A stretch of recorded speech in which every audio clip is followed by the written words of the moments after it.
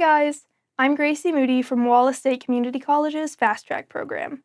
Tonight, we're going to start the book Treasure Island, and it has been adapted to a children's book, but it was originally written by Robert Louis Stevenson. Tonight, we'll be reading chapters 1 and 2. Chapter 1. The Old Sea Dog at the Admiral Benbow.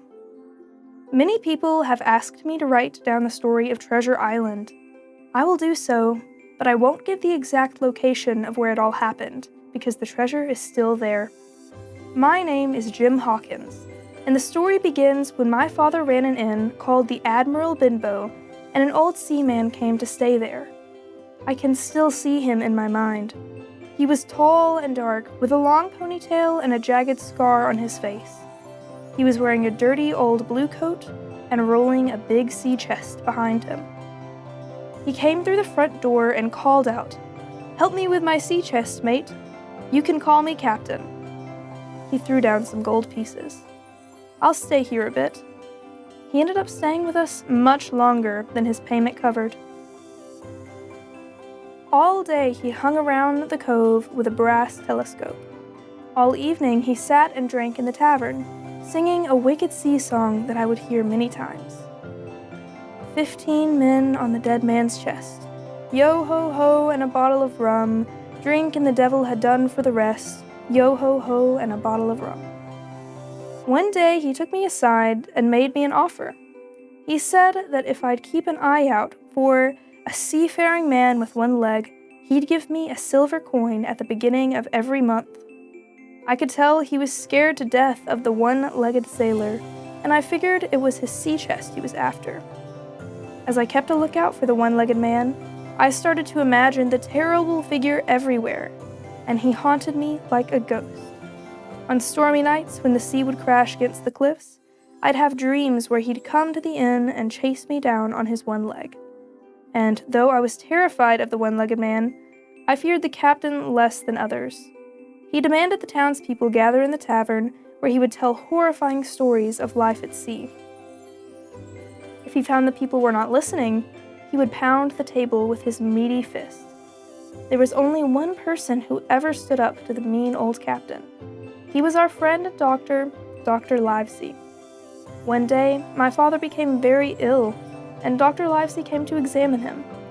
Afterward, he stayed to speak with the gardener. The captain was singing his usual seafaring song, and when he got to the bottle of rum line, Dr. Livesey did not look happy. The captain banged his fist on the table. Everyone stopped talking except Dr. Livesey. He kept talking calmly to the gardener. This made the captain furious.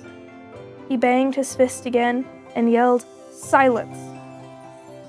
"Sir," said the doctor calmly, "I am not accustomed to being barked orders by scoundrels."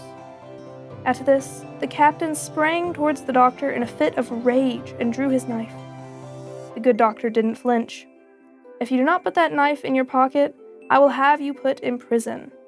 I am not only a doctor, I'm a judge." They glared at each other. Then slowly the captain put away his knife and sat back down. And for many nights to follow, the inn was quiet and peaceful. Chapter 2. Black Dog. Not long after that, on a bitter cold morning in January, the captain had gotten up earlier than usual. He headed down to the beach, gold telescope under his arm, the tails of his ragged old blue coat flapping in the wind. I could see his breath in the cold morning air. My mother was upstairs tending to my father, who was still very sick, so it was up to me to get the captain's breakfast ready. I was just setting the table when a pale stranger, with 2 missing fingers on his left hand, stepped into the parlor. He did not look like a pirate, but he still had the feel of the sea about him.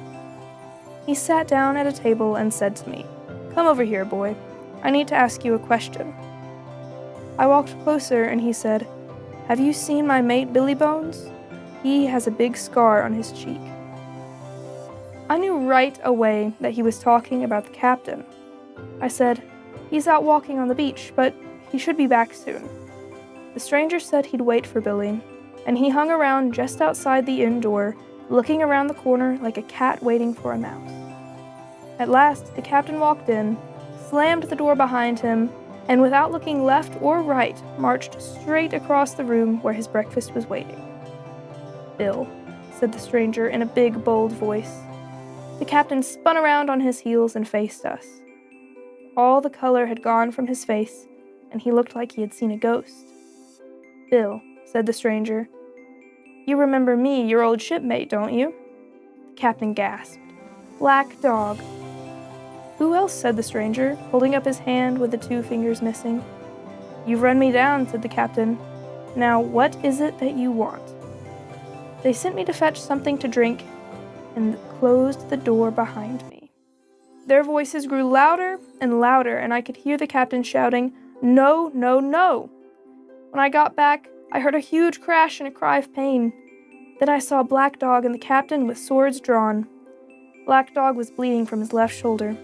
The captain was near the doorway, about to take another swipe, when Black Dog ran off. I dashed outside and saw him disappear over the hill in half a minute. I heard another loud crash coming from the tavern and ran back inside. When I got there, the captain was laid on the floor. He was pale and his breathing was hard. My mother and I did not know what to do. Luckily, at this moment, Dr. Livesey walked in. "Where is he wounded?" my mother asked. "He's not wounded. He's had a stroke," said Dr. Livesey. The doctor ripped open the pirate's raddled clothing. He was covered in tattoos. One tattoo showed a man with a noose around his neck. Under it read, "Billy Bones." The doctor said, "As a doctor, I must save his life, though it is against my will as a man." Still, he tended to the captain, and we both hauled him upstairs to his room. The doctor said to me, "One more stroke like that, and he will no longer be alive."